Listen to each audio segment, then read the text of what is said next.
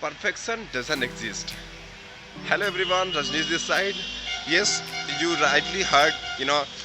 When we are, starting something, when we took action in our life to change our life, that time start creating some content, start doing some work. But we are so much worried. We're thinking a lot to do perfect thing, you know. But what happened? It's not going according to you. So that time, very curious and very, very nervous about that. So that's why, lots of people not, doing your 100%, not, taking actions because of the nervousness, because of the imperfect.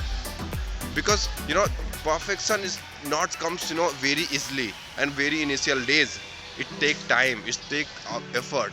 So most important thing is that your consistency instead of your perfection. Because consistency is directly proportional to your perfections. So that's why we have to concentrate to our consistency. Whatever doing in your life, whatever you're doing work in your life, whatever you took action, but go with the flow, keep consistent.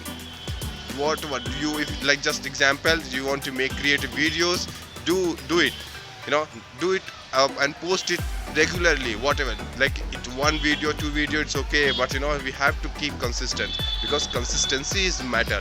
It is the key of success instead of the your perfection. It will come constantly when we doing to action, when we putting our efforts. It is habit. So keep going. See you in our next video.